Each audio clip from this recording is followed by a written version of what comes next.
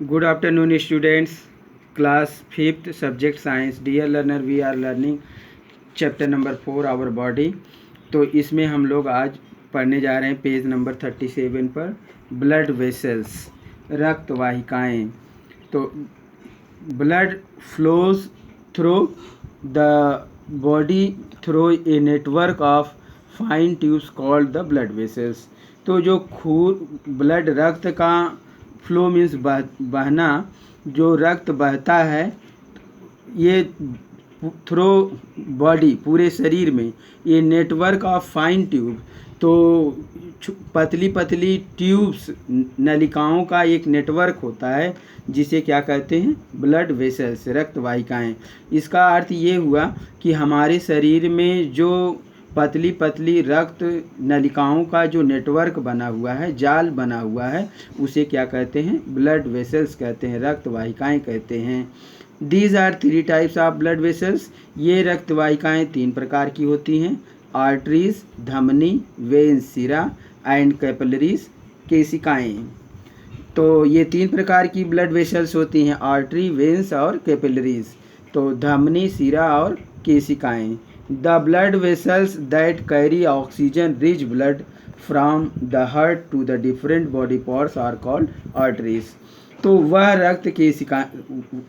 रक्त वाहिकाएँ जो carry oxygen ले जाती हैं, जो ऑक्सीजन रिच ब्लड, तो ऐसा रक्त जिसमें ऑक्सीजन की मात्रा ज़्यादा होती है, वो जो ऑक्सीजनेटेड या ऑक्सीजन युक्त रक्त को ले जाती हैं फ्रॉम हार्ट, हृदय से, to the different part of body are called arteries. तो उन्हें धमनी कहते हैं. वे रक्त वाहिकाएँ जो ऑक्सीजन युक्त रक्त हार्ट से, हृदय से शरीर के विभिन्न अंगों को ले जाती हैं, उन्हें आर्टरी कहते हैं. आर्टरी किसे कहते हैं, धमनी किसे कहते हैं? वे रक्त वाहिकाएँ जो ऑक्सीजन से युक्त रक्त को हृदय से शरीर के विभिन्न भागों को ले जाती हैं, उन्हें धमनी कहते हैं, आर्टरीज कहते हैं. The blood vessel that carry oxygen deficit blood from different part of the body to the heart are called vein. तो वे रक्त वाहिकाएँ जो ऑक्सीजन, बिना ऑक्सीजन का, जो ऑक्सीजन रहित है, जो ऑक्सीजन रहित ब्लड को शरीर के विभिन्न पार्ट से, जैसे ऑक्सीजन युक्त ब्लड लेकर के आर्टरी बॉडी के डिफरेंट पार्ट तक गई, तो वहाँ सेल्स ने ऑक्सीजन का यूज़ कर लिया, तो फिर तो ऑक्सीजन की कमी वाला जो ऑक्सीजन दे देने के बाद, तो बिना ऑक्सीजन का या ऑक्सीजन की कमी वाला जो ब्लड है, फिर वह खून को ले करके जो हार्ट तक आती हैं, हृदय तक आती हैं, उन्हें वेन्स, सिरा कहते हैं. तो when arteries reach an organ, they branch into the very fine tube are called capillaries. When artery reach an organ, तो जब आर्टरी जो धमनी है वो किसी अंग में पहुंचती है, जैसे किसी अंग के पास पहुंचती है, तो अंग में पहुंचती है, तो they branches into very fine tube, तो ये बहुत पतली पतली नलिकाओं में बदल जाती हैं, और इन्हें क्या कहते हैं, कैपिलरीज, केशिका कहते हैं. The capillaries help to carry blood to every cell of the body.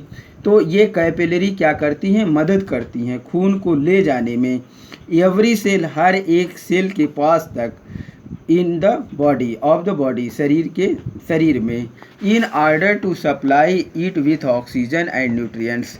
तो ऑक्सीजन और न्यूट्रिएंट्स को प्रत्येक सेल के पास पहुंचाने में मदद करती हैं कैपिलरीज.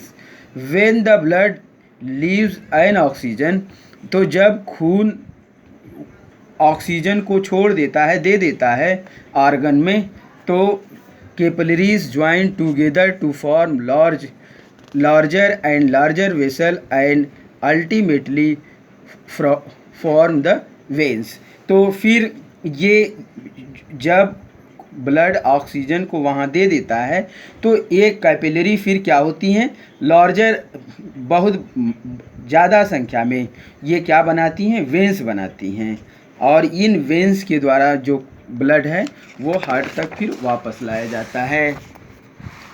सर्कुलेशन ऑफ ब्लड, तो ब्लड कैसे सर्कुलेट करता है, कैसे रोटेट करता है, ये बताया जा रहा है।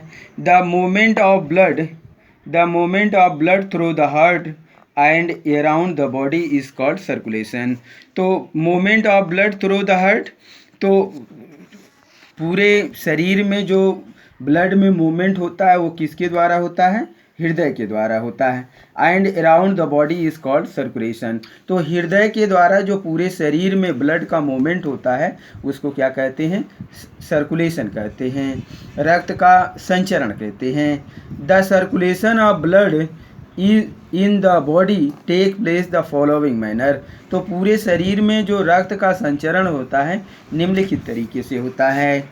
The left side of the heart pump out oxygen rich blood through out the body via the arteries, तो जो हार्ट का लेफ्ट साइड का भाग होता है, जो हार्ट का आपने देखा था कि हार्ट जो है पहले लॉन्गिट्यूडनल वाल के लॉन्गिट्यूडनल वो मसल्स के द्वारा दो भाग में बटा रहता है, लेफ़्ट और राइट। तो जो लेफ़्ट वाला पार्ट होता है वो ऑक्सीजनेटेड ब्लड को पूरे शरीर में भेजता है आर्टरी के माध्यम से, धमनियों के माध्यम से। The body takes oxygen from the blood and tissue, तो अब ये ऑक्सीजन को ब्लड से वो टिश्यू तक ले लेते हैं।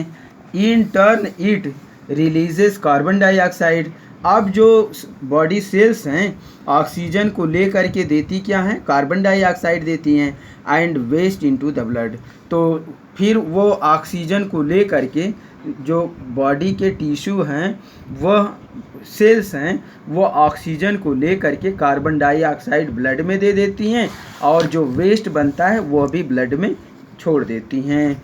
The return blood enter the right auricle which pours it into the right ventricle, तो जो अब जो डीऑक्सीजनेटेड ब्लड है वह ब्लड कहाँ एंट्री करता है, राइट आर्किल में। Which pours into the right ventricle, right auricle से फिर वो राइट वेंट्रिकल में जाता है। Blood is pump to the lung by the right ventricle for removal of the carbon dioxide and enrichment with oxygen. फिर कह रहा है कि blood is pump to the lung, तो अब कहाँ ब्लड पंप किया जा रहा है, लंग के पास, बाय द राइट वेंट्रिकल, और किसके द्वारा, राइट वेंट्रिकल के द्वारा। For removal of the carbon dioxide, तो कार्बन डाइऑक्साइड को रिमूव किया जाता है, उससे ब्लड से निकाला जाता है। एंड इनरिचमेंट विथ ऑक्सीजन, और फिर उसके साथ ऑक्सीजन को इनरिच किया जाता है, मतलब ऑक्सीजन उसके साथ जुड़ता है। The oxygen rich blood now enter the heart, अब फिर ये ऑक्सीजन युक्त ब्लड जो है वो हार्ट में इंटर करता है, again through the left auricle and the process of continue, और लेफ्ट आर्किल के द्वारा वो फिर हार्ट में इंटर करता है ऑक्सीजनेटेड ब्लड, और यही प्रोसेस लगातार चलता रहता है। हार्ट साउंड, तो हृदय की आवाज़ या हृदय की धड़कन, इसके लिए एक वो आता है यंत्र है जिसका नाम है स्टेथोस्कोप, परिश्रावक, जिससे हम हार्ट बीट को सुनते हैं। The heart relaxes and contracts, तो हार्ट क्या होता है, वो फूलता है और पचकता है। वाइल पंपिंग ब्लड, जब हृदय खून का पंप करता है तो वह फूलता है और पचकता है। The relaxation and contraction of the heart is known as heart beat, तो हृदय का फूलना और पचकना क्या कहलाता है, हार्ट बीट कहलाता है, हृदय की धड़कन कहलाती है। We can feel our heart beat by placing our hand on the left side of our chest, तो हम ये हृदय की धड़कन को, हार्ट बीट को अपने चेस्ट पर, अपनी छाती पर वो लेफ्ट साइड में हाथ रख करके सुन सकते हैं, महसूस कर सकते हैं। The heart beat of an adult human being at rest is between 65 to 75 पर मिनट।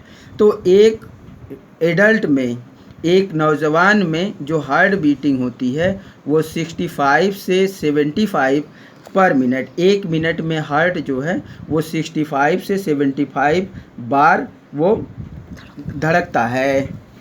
तो या इसको हम ऐसे भी कह सकते हैं कि जो हार्ट है वह एक मिनट में 65 से 75 बार वो रिलैक्सेशन कॉन्ट्रैक्शन उसमें होता है। It increases when a person is doing some physical activity.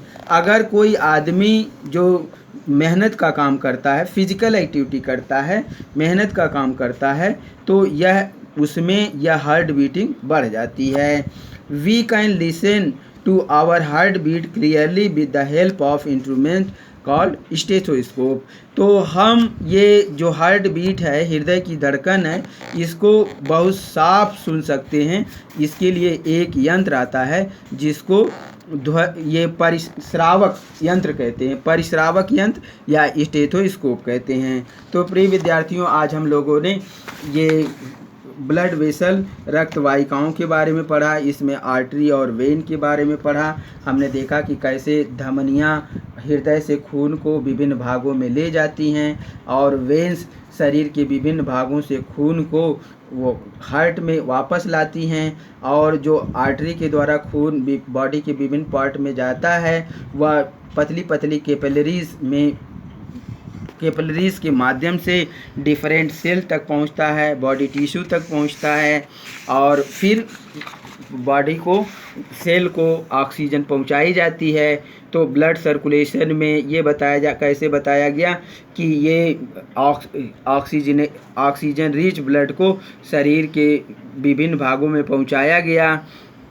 फिर इसमें हार्ट साउंड के बारे में बताया गया कि हार्ट साउंड जो एडल्ट पर्सन है उसमें 65 से 75 होता है, और इसके लिए हार्ट बीट को सुनने के लिए एक यंत्र आता है जिसको स्टेथोस्कोप कहते हैं, जिसकी मदद से हम हार्ट बीट को अच्छी तरह से सुन सकते हैं। तो प्रिय विद्यार्थियों, चैप्टर नंबर 4 की रीडिंग हमने कर ली, चैप्टर नंबर 4 को हमने पढ़ लिया और समझ लिया इसके बारे में। अब नेक्स्ट वीडियो में हम इसके क्वेश्चन आंसर और एक्सरसाइज के बारे में पढ़ेंगे, समझेंगे।